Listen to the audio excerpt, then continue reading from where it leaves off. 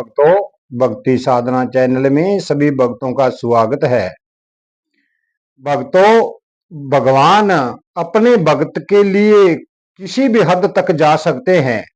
वो सदा अपने भक्त का भला ही चाहते हैं। एक दिन भगवान कृष्ण द्वारका के अंदर यज्ञ कर रहे थे। जब भगवान यज्ञ पर बैठ गए तो उधर से एक ब्राह्मण भागता हुआ आता है और कहता है, ठाकुर जी मेरी रक्षा करो, मेरी रक्षा करो। तो ठाकुर जी तो यज्ञ पर बैठ चुके थे, वो उठ नहीं सकते।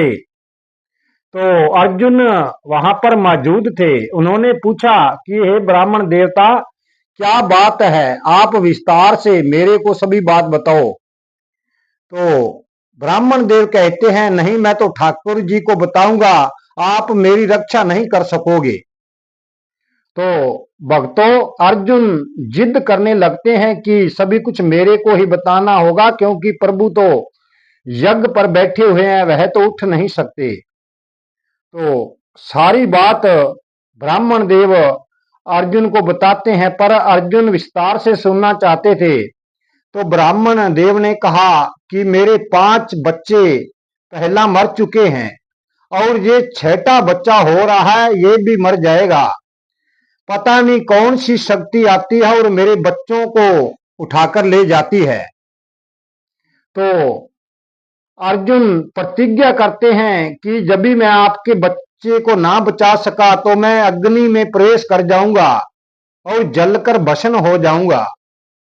ये बात सुनकर वो ब्राह्मण देव के घर चला जाता है। तो उसके जब संतान होने का समय आया, अर्जुन अपने तीर और कुबान से पूरी सुरक्षा बना दी उसके घर पर।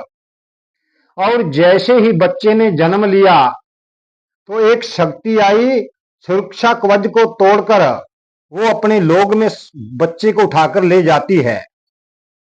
तो अर्जुन को बड़ा दुख होता है कि ऐसी कौन सी शक्ति जो मेरे सुरक्षा को भेद कर इसमें आ गई और बच्चे को उठाकर ले गई। अर्जुन ने तीर चलाया और अग्नि जलाकर भस्म होने की तैयारी करने लगा। और जब भगवान कृष्ण को पता लगता है कि अर्जुन तो जलकर राख हो जाएंगे, क्योंकि ब्राह्मण देव के सामने उन्होंने प्रतिज्ञा की है, तो भगवान कृष्ण वहां पर प्रकट होते हैं और कहते हैं कि अर्जुन आपको जलने की आवश्यकता नहीं, हम ब्राह्मण देव के बच्चे लाकर देंगे। तो भगवान की बात सुनकर अर्जुन पूछते हैं कि इसका बच्चा कहां पर है। तो भगवान कहते हैं कि मेरे साथ चलो, और ब्राह्मण देव को कहा कि मेरे मित्र की प्रतिज्ञा झूठी नहीं होगी, आपके बच्चे को हम कहीं से भी लाकर देंगे।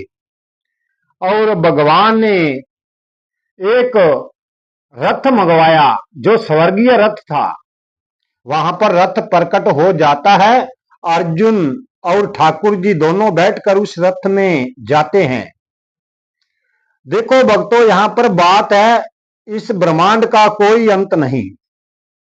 कहां पर तो बैकुंठल है, कहां पर ब्रह्मलोक है, कहां पर कुछ है, इंद्र लोग है, स्वर्ग लोग है, नरक लोग है। इसको भगवान के अलावा कोई नहीं जानता।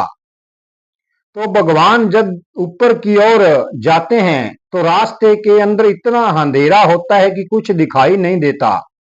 तो अर्जुन कहते हैं, हे भगवान मेरे से रथ नहीं चलाया जा रहा, क्योंकि आगे बहुत ज्यादा अंधेरा है।